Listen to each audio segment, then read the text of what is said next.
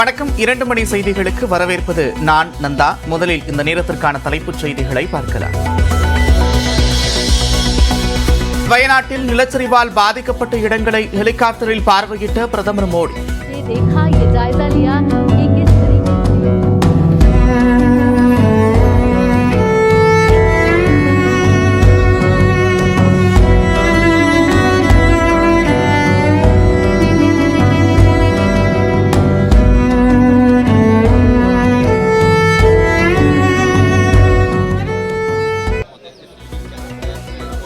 முதலமைச்சர் பினராயி விஜயன், மத்திய இணையமைச்சர் சுரேஷ் கோபி ஆகியோர் உடன் சென்றனர்.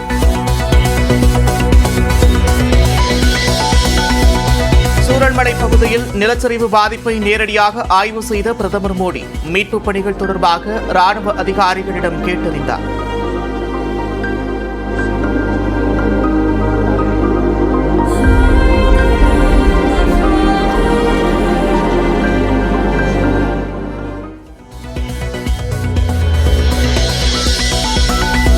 தருமபுரி, கிருஷ்ணகிரி, திருப்பத்தூர் உள்ளிட்ட 6 மாவட்டங்களில் இன்று கனமழைக்கு வாய்ப்பு.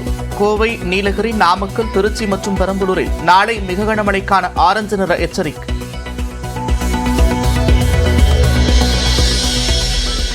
ஓய்வு பெற்ற சிலை கடத்தல் தடுப்பு பிரிவு ஐஜி பொன்மாணிக்கவேலிடம் சிபிஐ அதிகாரிகள் விசாரணை.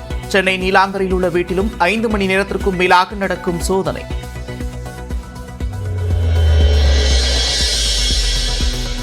சின்னத்திரை நடிகை சித்ரா மரண வழக்கில் அவரது கணவர் ஹேம்நாத் விடுதலை.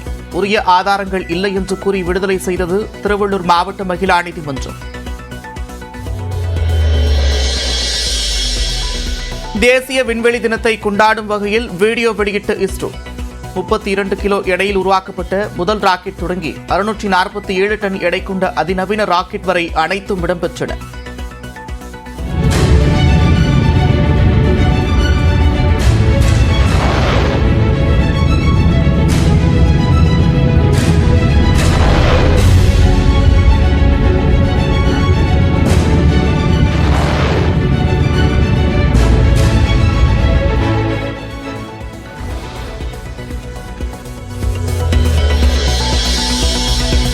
உத்தராகண்ட் மாநிலம் ருத்ரபிரயாகில் தொடர் கனமழையால் நிலச்சரிவு. பெரும் பாறைகளும் சரிந்து விழுந்ததால் மலைச்சாலையில் போக்குவரத்து பாதிப்பு.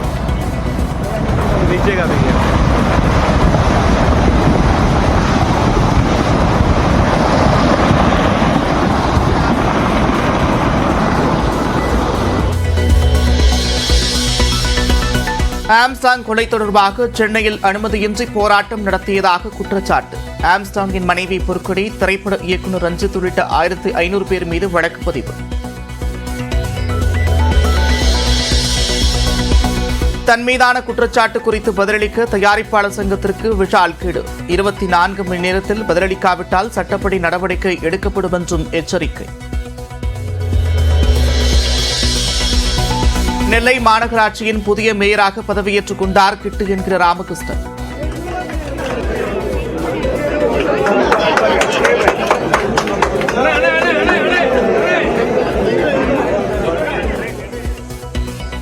மாநகராட்சி ஆணையர், மாமன்ற உறுப்பினர்கள் சால்வை அணிவித்து மரியாதை.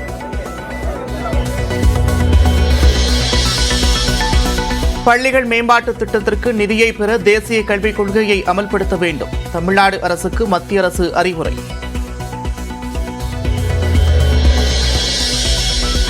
ஒலிம்பிக்கில் வெண்கலம் வென்ற நிலையில் தாயகம் திரும்பிய இந்திய ஹாக்கி அணி. டெல்லி விமான நிலையத்தில் உற்சாக வரவேற்பு.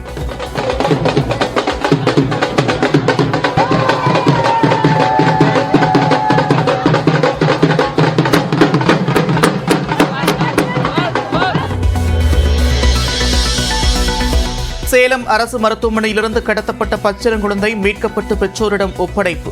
வினோதினி என்ற பெண்ணை கைது செய்து காவல்துறையினர் விசாரணை.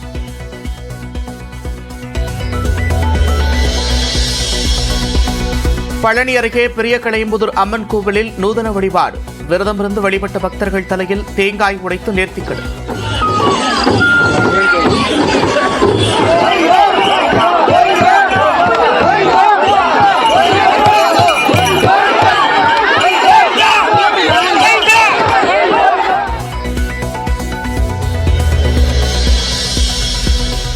டெல்லி கனாட் பிளேஸில் உள்ள அனுமன் கோவிலில் மணீஷ் சிசோடியா வழிபாடு. தேசத்தந்தை மகாத்மா காந்தி நினைவிடத்திலும் மரியாதை செலுத்தினார்.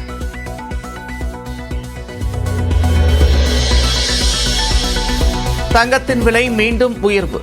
சவரனுக்கு 160 ரூபாய் உயர்ந்து 51,560 ரூபாய்க்கு விற்பனை.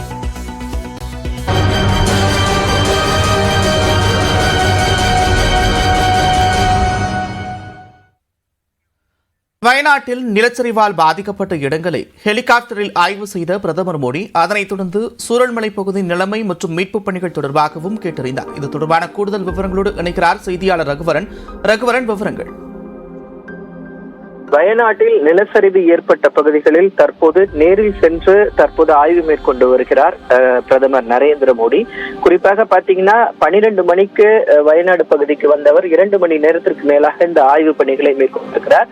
முதற்கட்டமாக ஹெலிகாப்டர் விமானப்படையினுடைய ஹெலிகாப்டர் மூலமாக பாதிக்கப்பட்ட பகுதிகளில் 3 கிராமங்களில் எந்தெந்த பகுதிகளில் இந்த நிலச்சரிவு, எந்தெந்த இடங்களில் கிராமங்கள் இருந்தது என்பது தொடர்பான பகுதிகள் எல்லாம் ஹெலிகாப்டர் மூலம் பார்த்த அவர் தற்போது சூரல்மலை இந்த பகுதியில் 550 வீடுகள் இருந்த சூரல்மலை கிராமம் தற்போது ஒரு கற்குவியலாக இருக்கிறது. அந்த பகுதியினை தற்போது அவர் நேரில் பார்த்து கொண்டிருக்கிறார். குறிப்பாக பாத்தீங்கன்னா அவருடன் கேரள மாநிலத்தினுடைய ஆளுநர் ஹரிஸ் மற்றும் கேரள மாநிலத்தினுடைய முதலமைச்சர் பினராயி விஜயன் மற்றும் மாவட்ட அதிகாரி ஒருவர், வருவாய்த்துறை அதிகாரி ஒருவர் உள்ளிட்டோர் இருக்கிறார்கள். அது மட்டுமில்லாமல் மத்திய சுற்றுலாத்துறை இணை அமைச்சர் சுரேஷ் கோபி அவர்களும் தற்போது இருக்கிறார்.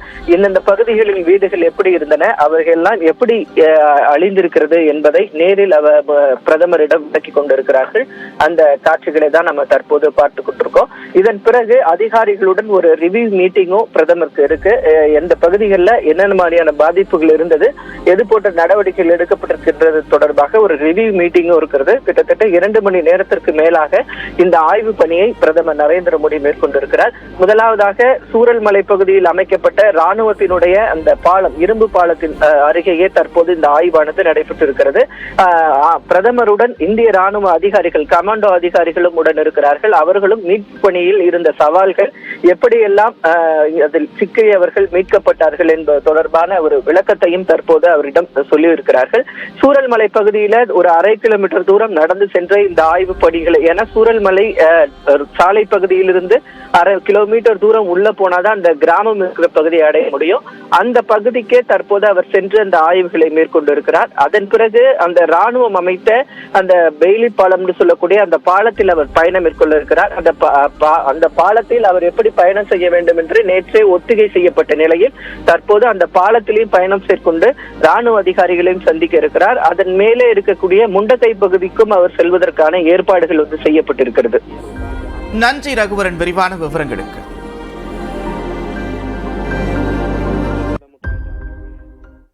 சிலை கடத்தல் தடுப்பு பிரிவு முன்னாள் ஐஜி பொன்மாணிக்கவேலின் நீலாங்கரை வீட்டில் 5 மணி நேரத்திற்கும் மேலாக சிபிஐ அதிகாரிகள் சோதனையில் ஈடுபட்டிருக்கின்றனர். இது தொடர்பான கூடுதல் விவரங்களோடு செய்தியாளர் கோகுல் இணைகிறார்.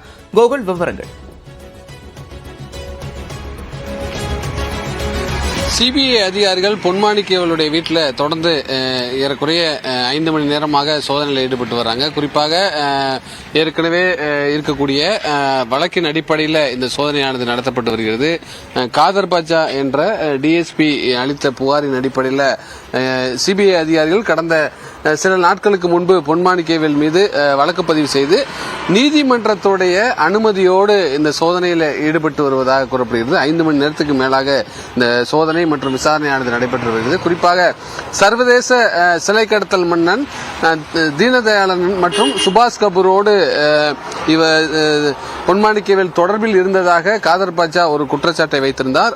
அது குறித்து விசாரணை நடத்தி ஒரு விரிவான அறிக்கையை தாக்கல் செய்ய உயர்நீதிமன்றம் உத்தரவு பிறப்பித்தது. அந்த உத்தரவை அடுத்து சிபிஐ அதிகாரிகள் ஏற்கனவே முதற்கட்ட விசாரணை நடத்தி வந்த நிலையில் சில நாட்களுக்கு முன்பு ஓய்வு பெற்ற ஐபிஎஸ் அதிகாரியாக இருந்த பொன்மாணிக்கவேல் மீது வழக்கு பதிவு செய்து தற்பொழுது விசாரணையை தொடங்கியிருக்காங்க. இந்த சோதனைக்கு நீதிமன்றத்துடைய அனுமதியோடு தான் இந்த சோதனையானது நடத்தப்பட்டு வருவதாக கூறப்படுகிறது. தொடர்ச்சியாக அதாவது காதர் பாட்சா மற்றும் பொன்மாணிக்கவேல் 2 அதிகாரிகள் சிலை கடத்தல் தடுப்பு பிரிவில் இருந்த 2 அதிகாரிகளுக்குள்ள இருக்கக்கூடிய பிரச்சனைகள் குறித்தும் அதே நேரத்தில் இவர்கள் சொல்லக்கூடிய கருத்துக்கள் எதில் யார் சொல்வது உண்மை என்ற அடிப்படையில் விசாரணை நடத்துவதற்கு சிபிஐ அதிகாரிகளுக்கு உயர்நீதிமன்றம் உத்தரவு பிறப்பித்தது. அந்த உத்தரவை அடுத்து முதற்கட்ட விசாரணை நடத்திய சிபிஐ அதிகாரிகள் தற்பொழுது வழக்கு பதிவு செய்து பொன்மாணிக்கவேலுடைய வீட்டில் சோதனை மட்டுமில்லாமல் தொடர்ந்து அவரிடம் இந்த வழக்கு தொடர்பான ஆவணங்கள் குறித்து கேட்டறிந்து அதே நேரத்தில் சுபாஷ் கபூர் மற்றும் தீனதயாளோடு தொடர்பில் இருந்ததாக சொல்லப்பட்ட நிலையில் அந்த தொடர்புகள் குறித்தெல்லாம் தொடர்ந்து பொன்மாணிக்கவேலிடம் இந்த விசாரணையானது மேற்கொள்ளப்பட்டு வருகிறது. நந்தா,